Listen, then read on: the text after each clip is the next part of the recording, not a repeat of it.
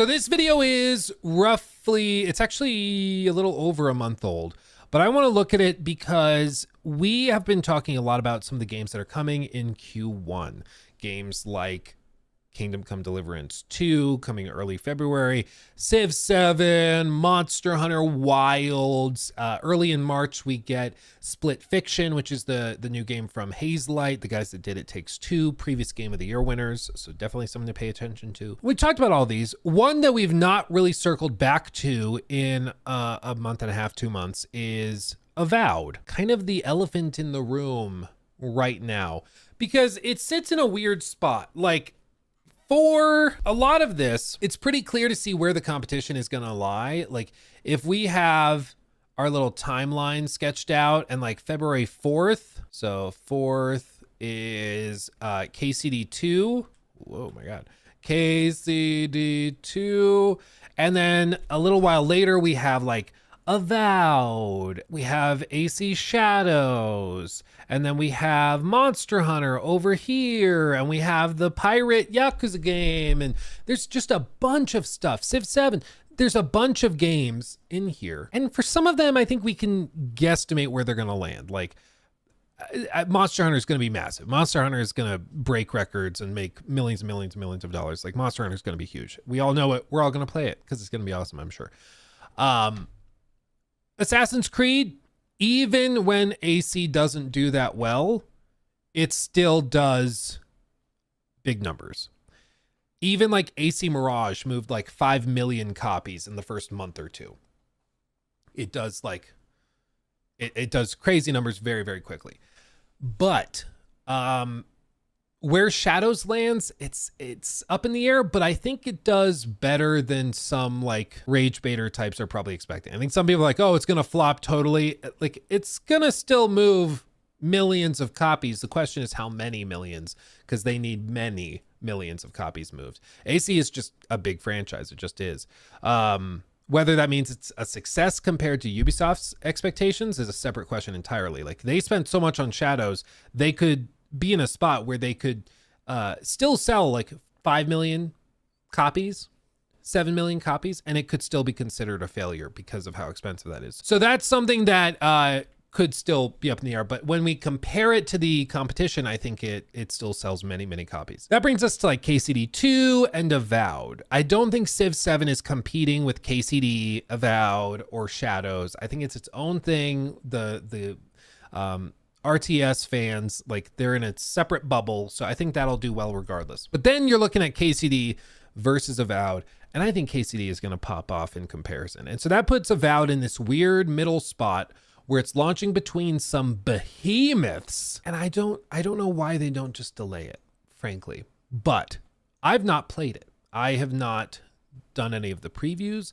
I don't know what to expect from it beyond what's been discussed in some previews and things like that. So I wanted to look back at this video that again is a little over a month old, where the one and only Force Gaming got the chance to play it for an extended period of time and has some thoughts to share. So I want to check this out with you today. Of course, as always, go subscribe to the one and only Force Gaming. Show him some love. Let's see what he thought of it. All right, so Avowed. Wow.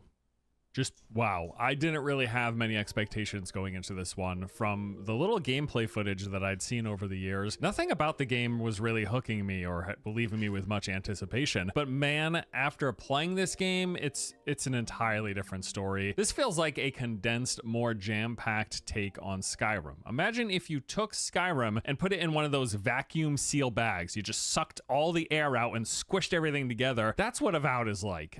There's little in the way of open expanses for you to wander through, sure, but instead what you're left with is points of interest, camps, huts, enemy outposts, caves. There's just stuff to see and do everywhere you turn. And I'm comparing it to Skyrim because there's some obvious connections between the two, but I don't quite think it's going to reach the heights of Bethesda's masterpiece. However, nevertheless, even just from my early preview of the game, I'm pretty confident that Obsidian has built something worthy of praise here. While it is smaller in scope, Avowed still manages to deliver a sense of exploration and discovery in a fantasy setting infused with Obsidian's charms, loaded with secrets, puzzles, and loot to be found, interesting characters and places to discover. I don't know, man. I'm just impressed, frankly. I really enjoyed what I've seen thus far, to the point that Avowed is now one of my most anticipated games of next year. I liked it that much. So let's talk about it. Things begin. That's crazy. That's crazy. So we've heard generally positive previews. In other previews we looked at, like, you know, in the last couple of months, we've heard people say that they were impressed by this latest one.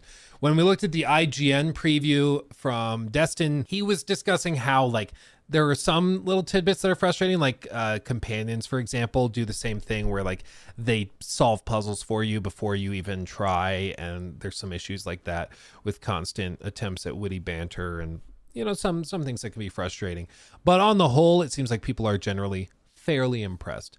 And I think my gut feeling is that this is one of those like B- games that Obsidian has been pretty good at putting out recently, where it's good. It's got some big problems or some kind of glaring shortcomings compared to like the AAA behemoths. But for what it is, they can be fun.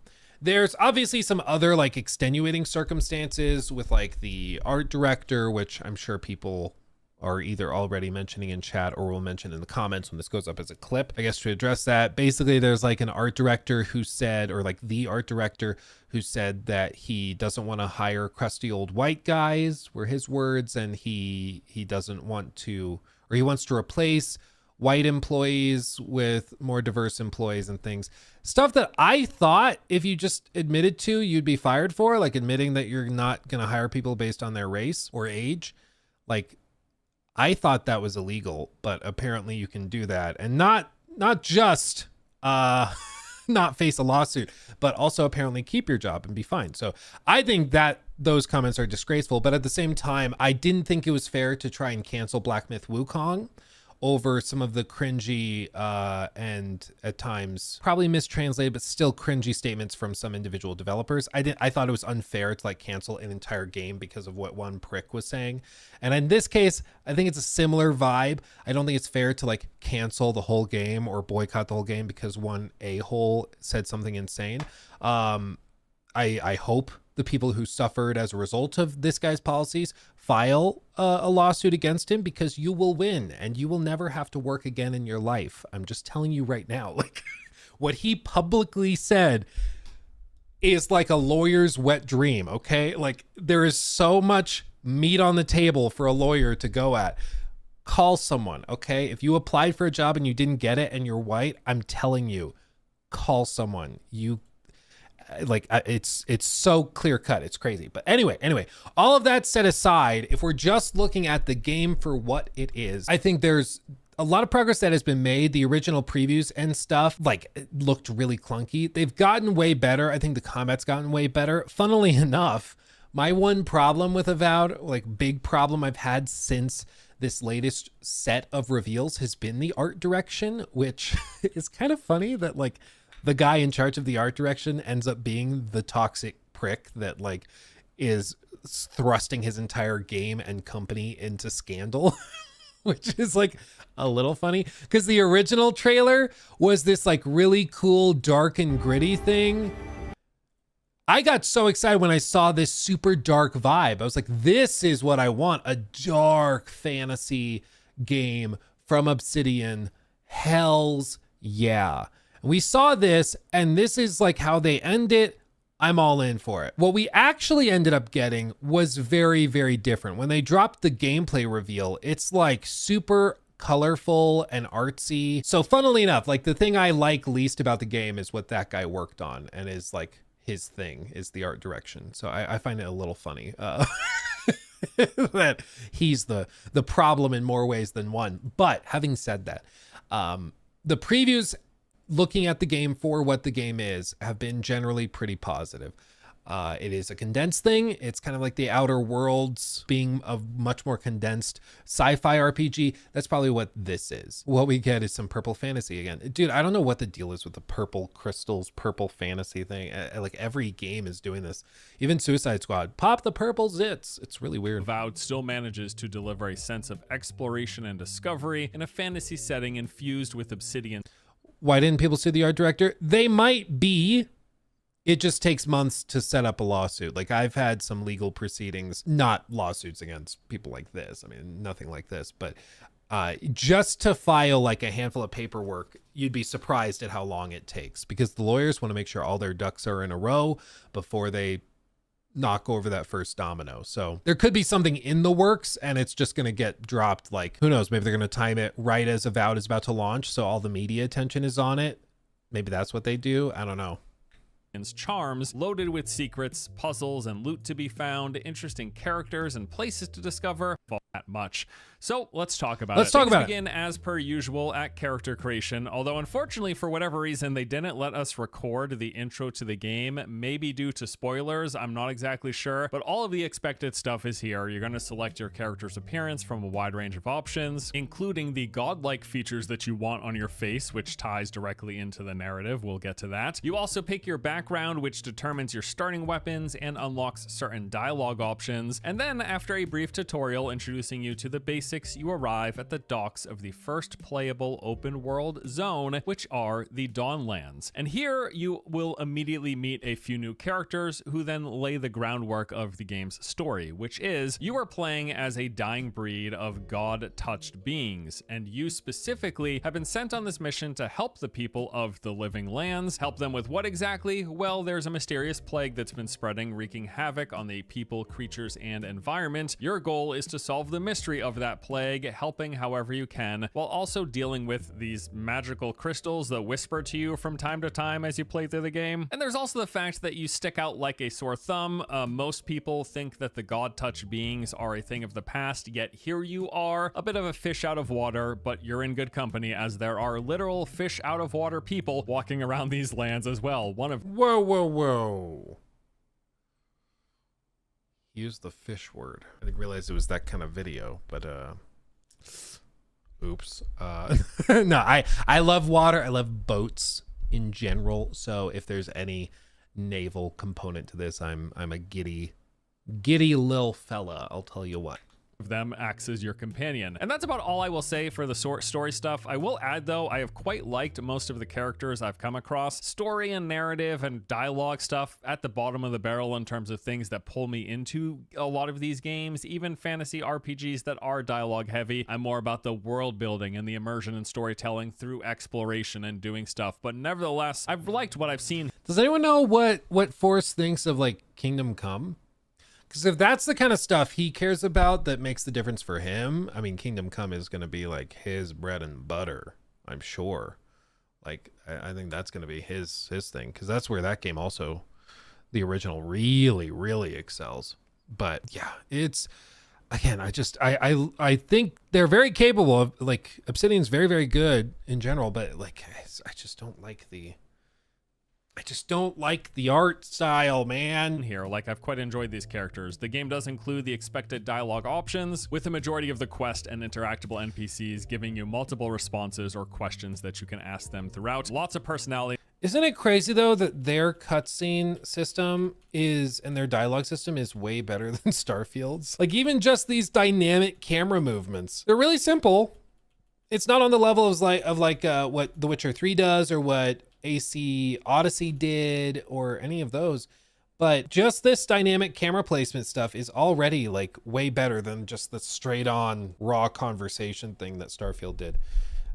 It's wild to me how a smaller studio can figure it out. Lots of personality in these characters, a fair bit of humor in here as well, and some great VO delivery. I liked it across the board. Okay, so you're on the docks, you got the story basics, you got the lay of the land. Now it's time to get out and go exploring. As I said, Avowed feels like a condensed, jam-packed version of Skyrim, and I'm referencing Skyrim here, but really you could compare this to any large-scale open-world RPG, because it's like those, but in a much tighter package. It's what I refer to as not open world, but open. I mean, some of us like tighter packages, but open zone. You've got these rather big Just single saying. zones that you are free to explore within their bounds, but there are bounds all around the edges that you can't go past. And how big is it? Well, we only had a preview which only gave us access to a single zone, but I get the sense that this game could be rather substantial. This preview gave us access to the one area after the tutorial, that being the Dawnlands. In this zone alone, I have already spent roughly 15 hours with the game. That is how long it took me to go around and see just about everything here, but not even everything, because we didn't even have access to the city of Paradise, which is a rather large, taking up a good chunk of the center portion of the map that was restricted from the preview, presumably because it progresses the story into the subsequent zones. So my guess is that this first zone could easily have a solid 20-ish hours of content if you spend time thoroughly going around looking for everything, checking in every corner, searching around for loot and hidden treasures and secrets, and there's a lot here to see, which we'll get into. So pulling back from the Dawnlands into the world map, we can see here what looks to be the rest of the available play space that we'll have come launch. This is referred to as the Living Lands, and as you can see, the first zone, Dawnlands, makes up just a small fraction of this overall map, which has me quite excited that the game could be fairly decent in size. Yeah, I mean, if this, of course, we're assuming the density is going to be the same. If this is the area for the preview, and he says it took him about 15 hours, and that was not the city. City maybe, let's say, adds 5. So 20 hours just for this. If you extrapolate and you're like, okay, well then if it's that size, 20 hours for each of these. So 40, 60, 80, 100, 120, maybe up here is another bit. So 140, like maybe there's that level, but typically these games tend to like thin out as they go on. With areas like this being used for final confrontations, or same thing with like the snowy areas that are much more like focused on the one event that happens there, the big set piece. So it's not typical that like the density continues and maintains through the whole game. So ballpark, I don't think they've said what they expect player like runtime to look like, but I don't like 100-hour RPG is a big game. Like that is not easy to put together. I would not expect it to be on that level. My guess is you're gonna go to like, you do this stuff for the prologue sequences and the opening chapters, and then this is probably a sizable map. You see all the mountains around there. I think each of these are going to be their own little playable area. I guess I can do it like this here. I think it's probably that if we're looking at playable areas, it's like this. I think this is, let's go red. I think this is playable. All these mountains, probably not really playable. I think you can travel this way. This is probably a playable area. These mountains, I think, are invisible walls, so this is a playable area. I think this is probably a little playable area. This is probably a very specific little zone. Maybe there's a sequence that takes place here. A narrative sequence where you're walking through the desert, but probably not a lot of gameplay that happens there. And then like maybe a desert little section. You go into a magical forest and have to escape, but it's very short. And then there's a trip to the final boss encounter that's in a lava level. So all told, it's not as crazy as this map makes it look. Like I think all of this is effectively just not there. It's just invisible walls and stuff. There might be a cutscene or something that plays out near there. But I think it's important to understand that just because the map looks really big does not mean the playable areas are going to be one-to-one. Like I don't think that's what's going to happen. Still a sizable game, almost certainly, but not as big as I think people are probably expecting it to be. So if that took 20 hours or 15 plus 5 for the city or something, you might be able to get to like 40 or 50 for the whole game, but I would not expect this. And that's again, that's completionist levels. He said he did everything and saw everything in this area. Most people don't play games like that. Most players are going to do the main story, maybe a few side content or side quests, and then they're going to move on to another area.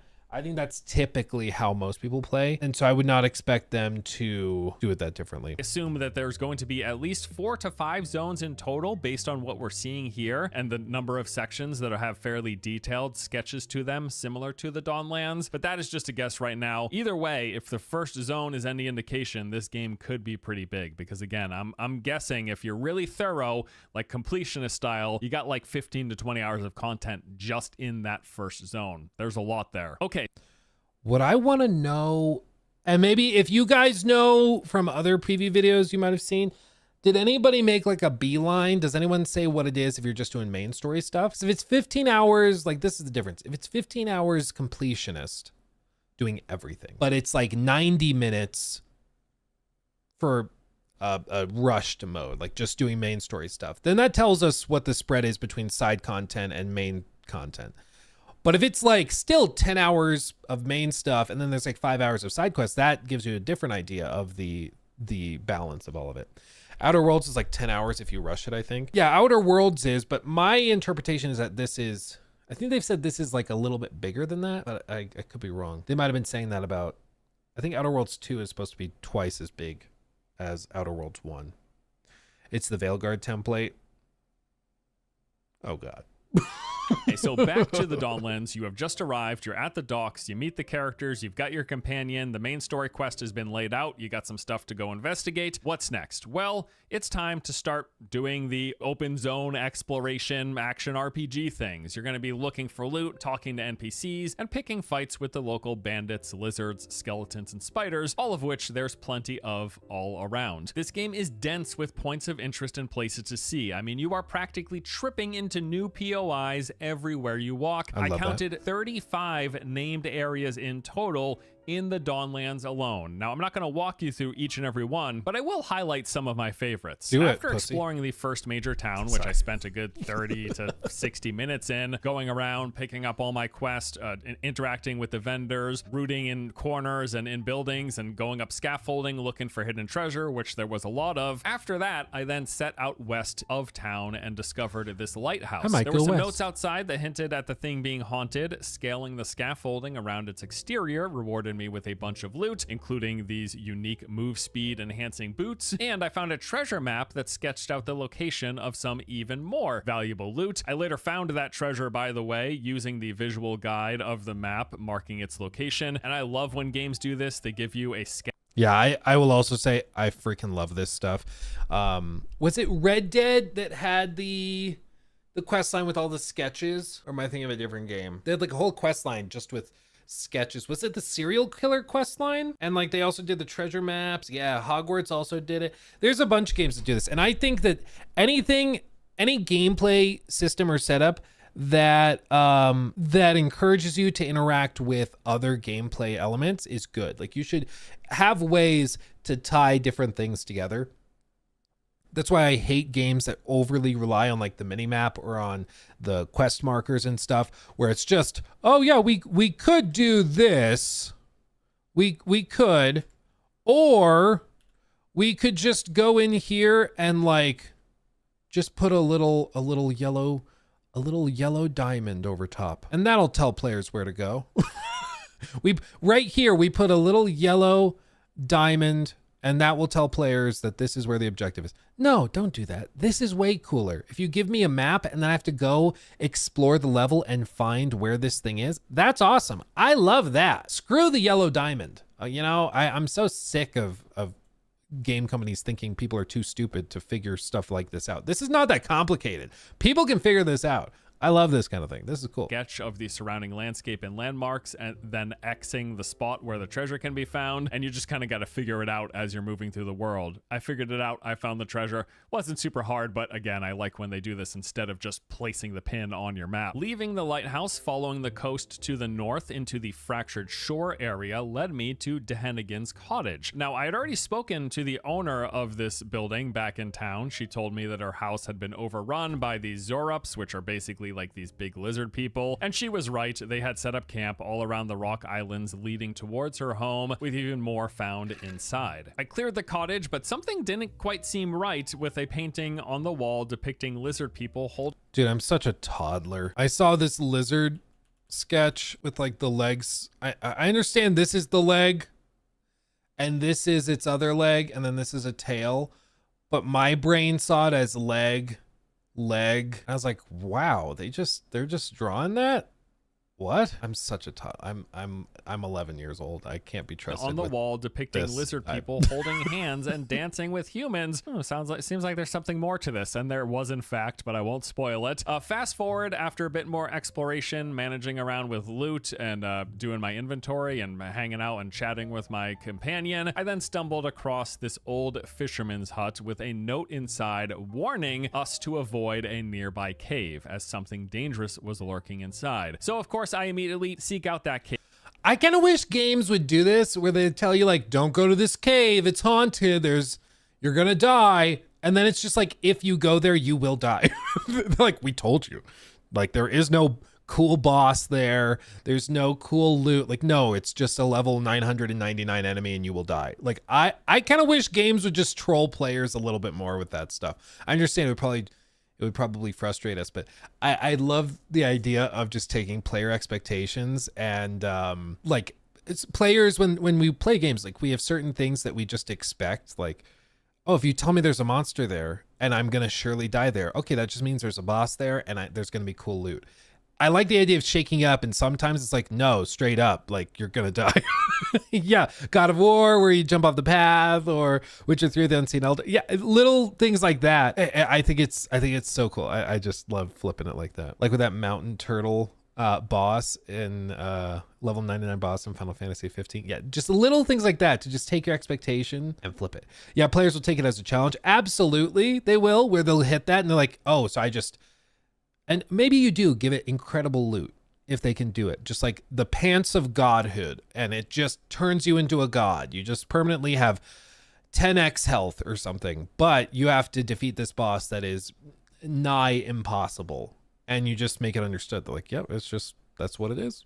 You know, that's what it is. I love that. Xenoblade with level 99 enemy in the starting area. They're like, you will die here. Come on.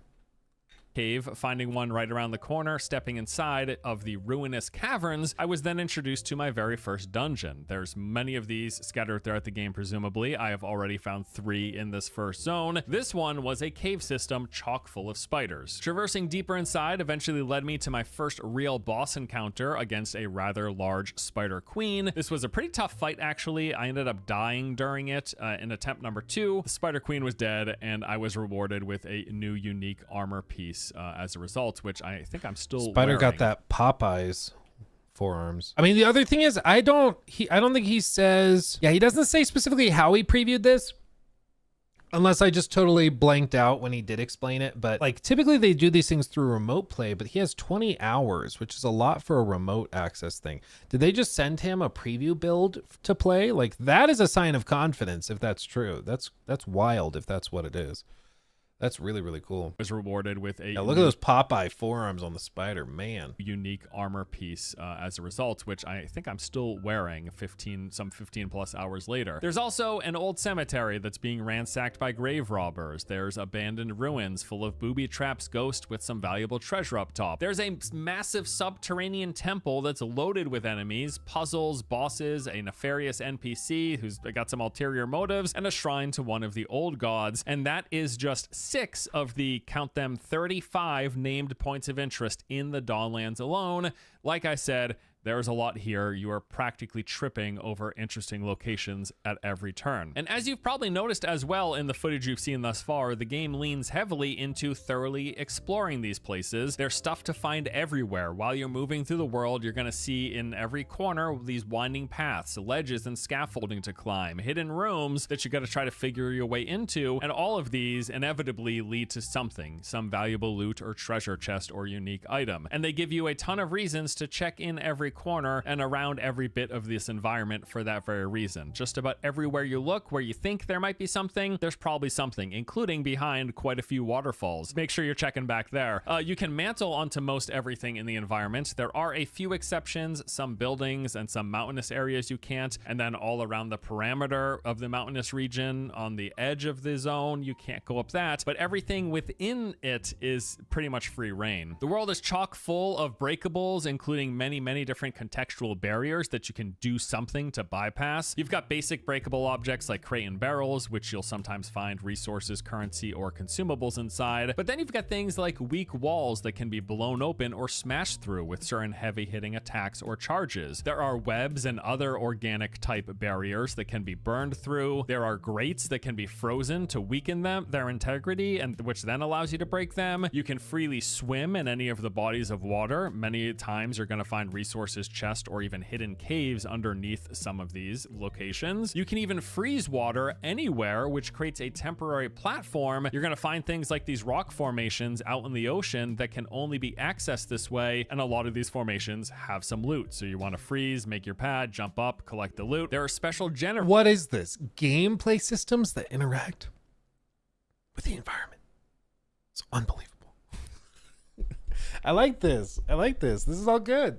That need to be struck with some form of electricity in order for you to activate them, often opening doors or secret areas. Yeah, lots of secrets, lots of things to discover, and a lot of focus on exploration, on rooting around the environment. Even though this isn't like one continent's worth of open world and it's more an open zone kind of game, there's so much here and there's so much exploration and things to find within that space, which is why I said it's like Skyrim vacuum sealed into a condensed package. That's how I felt while playing through this game. Now let's talk about combat. One of my most important things in any game that I play, I want the game to feel good when I'm engaging with enemies. I would say the combat in Avowed feels pretty darn good. If we're continuing to make comparisons to Skyrim, which I get probably getting tired by now, it feels leagues better than that, like substantially better. I mostly played melee, going with this fighter build, primarily using a shield as well as a one-handed weapon, although I was starting to make use of ranged more often, using muskets and pistols later on into my session. Everything here has a nice sense of impact, good sounds, good animations,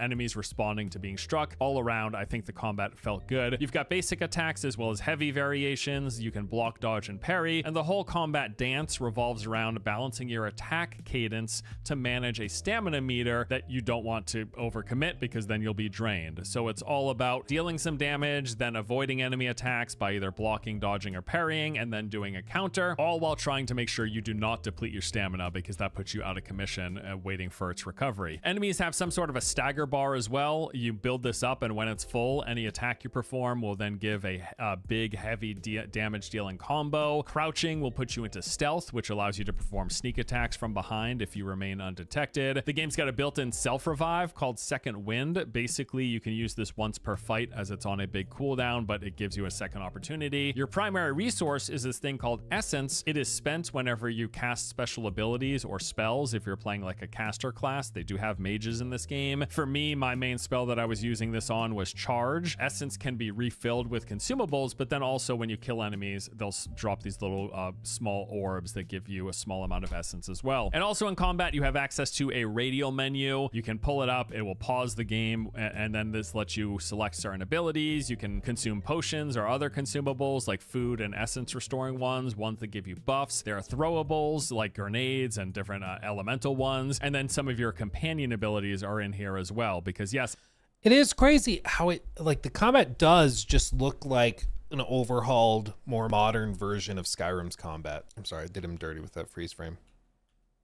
But I mean, it is kind of crazy how they just take that formula, they turn the dials up a little bit. Other dials, like the total scope, they might turn down a tad, but like, sometimes you don't need to reinvent the wheel. Sometimes if it works, it works, and people just want you to refine what's there.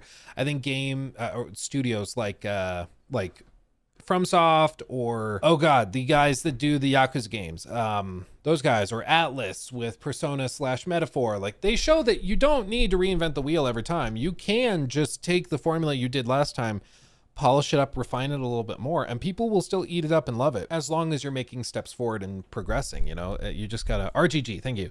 As long as you're just progressing, that's all you need. And this just seems to be, you know, furthering of that idea that you don't need to reinvent the wheel. Like, if people loved that fantasy adventure game focused on freedom and player agency, maybe just do that.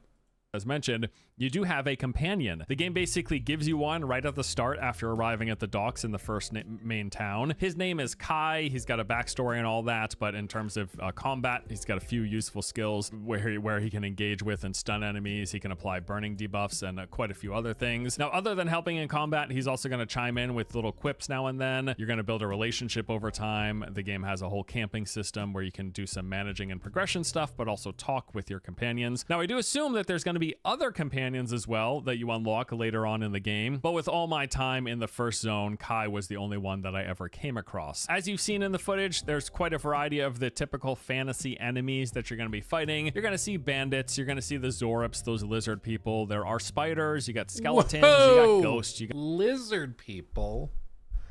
Man, this preview is unhinged, man. got ogres and a variety of different bosses. I don't know exactly, I didn't keep tabs, but I want to say that I saw like 10 to 15 bosses in my time with the game. The party camp, as I mentioned, all throughout the world are these camping locations. They're designated areas, and it acts as a place for you to rest. Going there will restore your health, and you can use it to pass the time, sleeping through the night to restart at the daytime. You can also talk to your companions, having a little dialogue and building a relationship. And then there's also quite a few management and progression systems here. You've got a stash, which is storage for any spare items you don't want to carry around. The game does have encumbrance. It wasn't too oppressive, but I ran up against being fully encumbered a couple of times in my play session. There's a cauldron where you can go to craft food and make upgrade materials. You've got a workbench to upgrade your weapons and armor, increasing their stats as well as their rarity. And there's an I want more upgrades of weapons in games like this. It drives me crazy in so many RPGs where you're more of like a slum,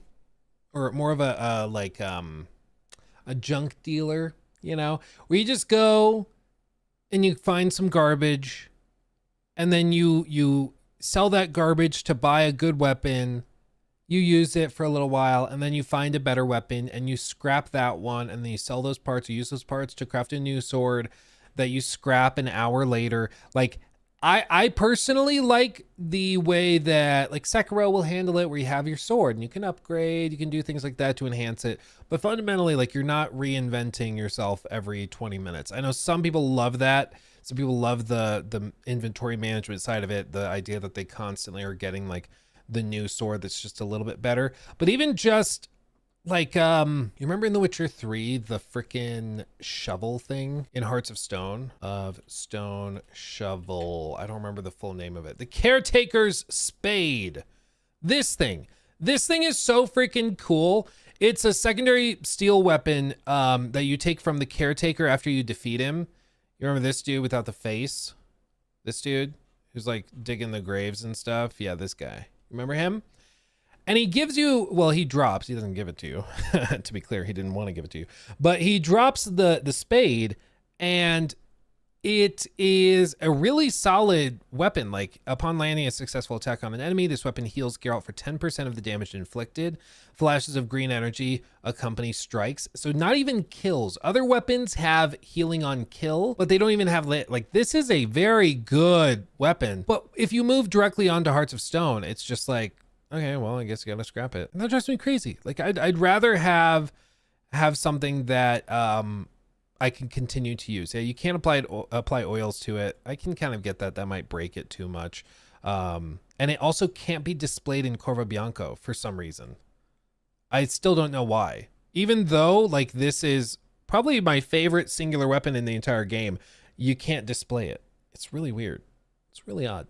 But anyway, that's a separate pet peeve I have. But I love the idea of being able to actually take weapons and upgrade them long term. And there's an enchanting system specifically for that unique yellow gear, where you can use rare materials to enchant the item, adding either enhanced effects that it already has or additional effects, some variety in terms of customizing for your build. And then you've got this totem shrine. You find totems as you play. These are dedicated to the old gods, and activating the totems reward various passive buffs, which give give you some just nice additional enhancements. Now, in terms of progression, this is an RPG and there's quite a lot of it. You will level powering yourself up. You've got abilities to pick from. These are broken up into 4 different categories. There is fighter, ranger, wizard, and then the godlike abilities. Fighter is basically your melee and tank focus. Ranger is range weapons as well as stealth. The wizard is your mage, and then the godlike abilities you unlock no matter which class spec you decide to go with. These are mostly tied to the main story quest. You start off with backstab as your first godlike ability. The next one that I unlocked was this AoE damage and heal ability, and then I also got a passive HP boost as well. It looks like, based on what I see here, there's going to be 4 additional active and passive skills that you unlock later on. I should note that you can mix and match as you please from the 3 different class trees, however you like. For example, I started as fighter, but I eventually picked up a few skills in the ranger tree, mainly increasing my one-handed damage since I was using a lot of one-handed melee weapons. There are both active and passive skills in those trees, and each skill has multiple ranks you can increase. You unlock more of them as you progress every 5 levels. And then there's also a whole section for abilities that you unlock for your companion. Also, when you level up, you get character stat increases called attribute points. These consist of 6 categories. There is might, constitution, dexterity, perception, intellect, and resolve. You start out with a certain distribution of these based on whatever you picked during character creation, and then for every level you get 1 additional point that you can spend. Looks like there's some diminishing returns here which incentivize spreading them out. You can also find gear that will add additional attribute points as well besides what's in this panel. Speaking of gear, there's a lot of gear to find in this game. One of my favorite things, looking around, getting good gear, trying different builds based on the unique gear that I find. Massive amounts of variety here. In fact, I counted 15 different classes of weapons in the game, and there might be even more. That's just what I found so far. These include muskets, axes, bows, daggers, great axes, grimoires, pistols, spears, wands, and there is more. In addition to the weapons, you've also got armor. There is a base armor, which basically consists of like your chest, shoulders, and legs. It's one piece, just called armor. And then there is also a slot for gloves, a slot for boots, an amulet, and 2 ring slots. And then for all of the gear that you find, it's going to drop in different rarities and quality, with the most valuable gear being uniques, the yellow items that are of high value and also come with special bonuses. Here's some examples of some of the uniques that I was wearing with my character. I had Wayfarer's armor, which is a tanky piece, regenerates health when I'm below 20% and also adds 10% move speed. I had Gloves of the Strangler, which gave 10% crit chance and 20% bonus stealth damage. The arc, also just a great name. Gloves of the Strangler. Yeah, I mean, I think this is a matter of personal preference. If people like the ARPG side of it, with tons of loot, with different drops and different rolls on each of them, but these are cool. Arcanist boots I found atop the tower, granted 5%. And it seems like these are the ones you mentioned on the tower. I like the idea that you can like go explore a POI and it's not just crafting components and a little bit of currency as the reward for doing that. Like, okay, OJ's gloves, how dare you? Jesus Christ. But like it's actual like items that are worth retrieving and worth getting. You know, I think that's good to see.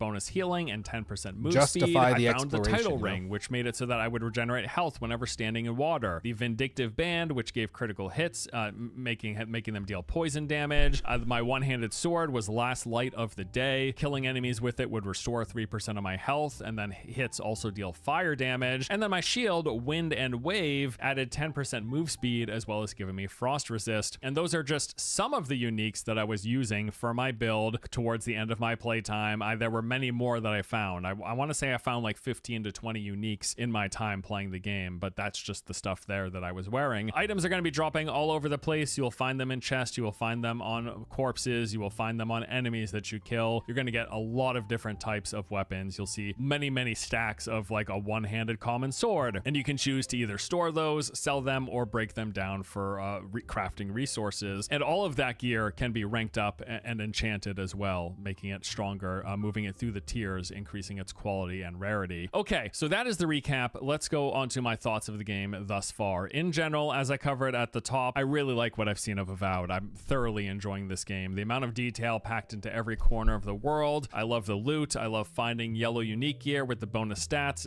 It's exciting every time I get a new piece. I think the combat feels solid. Like I said, melee combat in particular is leagues better than it was in Skyrim. Visuals of the game overall I find quite pleasant. I do like like the fact that they went rather bold with their coloring. This is especially good looking when it comes to nighttime. Many of the plants in the environment have this bioluminescent glow, which just looks really, really cool. The game is also really polished from what I saw. In fact, I don't think I encountered a single major bug or glitch in my whole time of playing. I really like most of the character NPCs that I've come across, and again, that's like low priority for me, but what I saw was pretty good. The game seems like it's going to be pretty big if that first zone was any indication, depending on the number of... Oh no. Usher's hand is here. Everyone, find your kids, find your wife, because Usher's grabbing everybody up here. It does seem like it's going to be massive, or at least bigger than we were expecting. I was kind of braced for it to be like a 15-20 hour game. He's saying he got through the first area and it took him 15-20 hours. That's a lot. That's a lot. Usher, no. Yeah. As long as it's not Diddy's. Dude, we haven't seen the other areas in the game. You just never know. I do think it looks significantly better than I think most of us were expecting and were braced for. Oh, why is this the most replayed part of the video? Now we got to get there. I wonder why that's the most replayed area. Hold on. Let's get there. Zones that they have. We're looking at potentially many hours of exploration here, which I'm excited to see how that pans out at full release. Also, quite a lot of funny moments. Like, for example, one of my early companions, after coming up on shore shipwrecked, I jumped in the water. I was just looking for loot or something, and my companion was like, you're gonna go swimming after everything that's happened? Because yeah, my ship just crashed and I was washed ashore. But yeah, it is strange that I wanted to go back in the water, right? Maybe I wanted to rinse off. Or at one point I came up to a pyromancer who was tinkering with a spell and then proceeded to blow himself up. Yes, they'll never stop me. Nobody thought would happen. As for my... Okay, that's funny. Okay, that's pretty good. Just we're gonna... Oh! Okay, that's good. blow himself up. Yes, they'll never stop me. Nobody thought would happen. As for my feedback or the That's good. That's funny. Okay, I'll give him that. That's good. things that I'm not loving so far, probably one of the biggest ones is the UI, specifically the combat related UI, like enemy health bars and the damage pop-up numbers. They seem really out of place with the rest of the game. Like they seem out of place with the immersion and the environment and the world, and they Yeah, hopefully there's a toggle for the numbers at least, because the numbers are pretty jarring. even seem out of place with the rest of the UI. The combat UI, combat related UI, I got used to it, but it really stuck out to me initially as like, whoa, I don't think this looks good. It doesn't jive. Something wasn't clicking with me. I also don't love that as the main character, you have to have this fungal stuff on your face. It's part of the godlike attributes. Now you can hide it so that you don't actually see it on your character, but it's part of the narrative of you are a god touched, and other people notice that you're a god touched because you've got like basically a coral reef growing out of your face. You can't not have it. You have to have some variation of it. You can just hide it so that you don't see it. But yeah, I was like, okay, whatever. Performance got That I remember that fungal stuff being discussed. It seems like they added a toggle to hide it, which is I think a good move. Because I was gonna say, I don't like, they showed it in one of those previews and it was like this big monstrosity, made you look like a clicker from The Last of Us, and it was like, okay, I get it's tied to the story, but it just looks bad. But I guess they took that feedback and added a toggle so you can hide it. That's nice. That's a good way to deal with that criticism. Gotta say, was a bit all over the place. This is also probably one of the bigger negatives. The first day of playing, it was rather choppy. The frame rates they stayed high. Like I think I was still hovering between 90 and 120, but it was fluctuating a lot, and that's just as bad as being like a low. It's not as bad as fluctuating at a low frame rate. Like it'd be way worse if it was like going into the 20 FPS, right? But it stayed high, but it was really fluctuating. I didn't love that. Now on the second day, I tried enabling DLSS, and that basically fixed the issue. It was pretty smooth from there on out, but it would be preferable if we could play without DLSS enabled. So hopefully they work on performance coming up to release. I'll also add that as much as I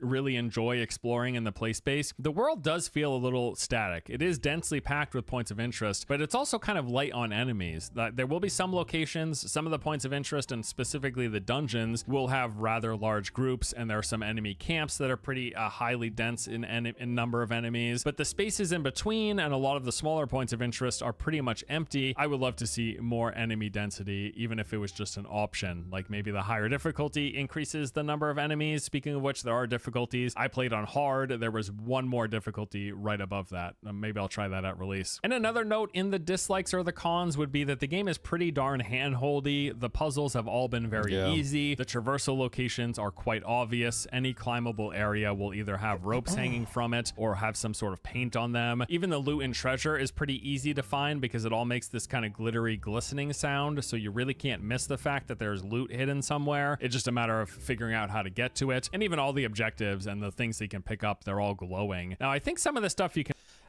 So we've heard this from multiple previews, is that it's really hand-holdy.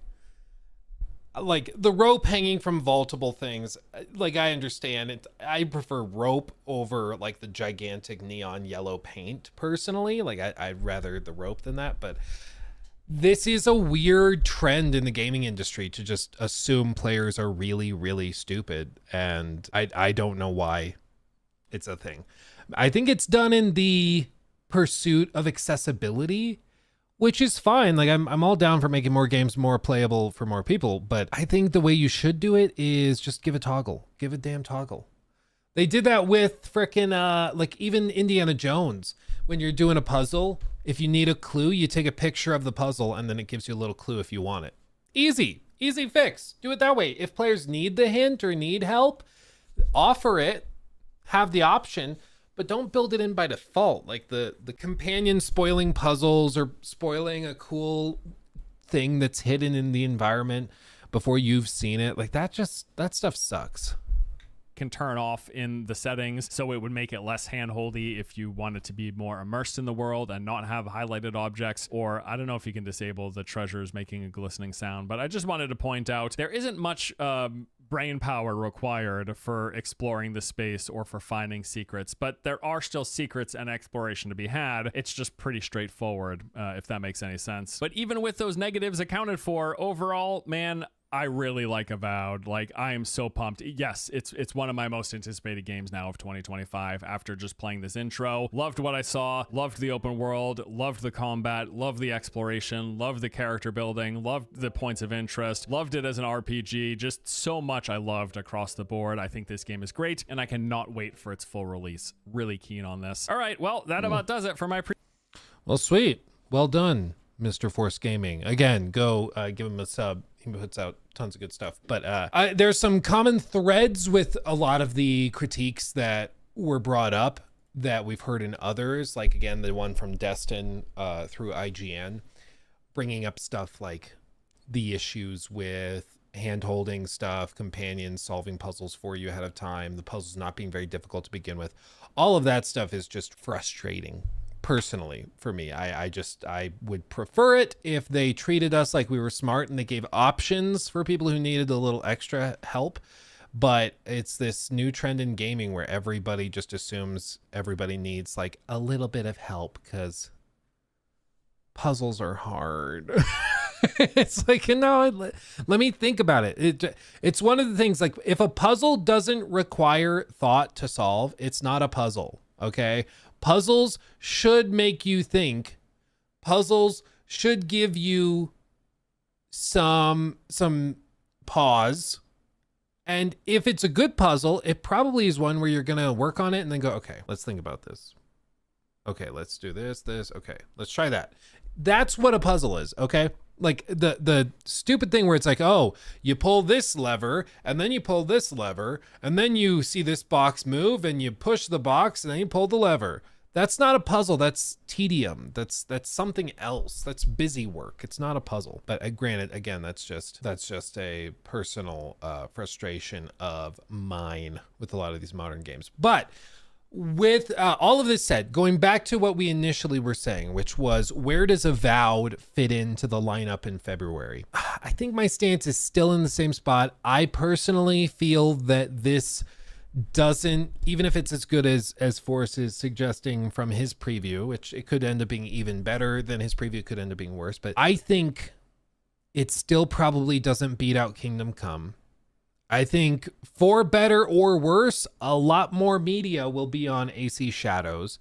I just think it's going to be much harder for them to compete with just the volume of marketing and discourse around that game. Because again, I mean, to a certain extent, there's no such thing as bad press, which I don't personally think is true. In the context of trying to get your brand out there, sure, I guess. But I think for Shadows, there will be many videos and many streams about how good it is, and many about how bad it is, and many about how woke it is, or whatever else. And I don't see Avowed breaking through that wave of marketing around those games with Shadows and with Monster Hunter on the way. And so I think it's going to be really tough. The best thing for Avowed to do would be to delay by like 2 weeks.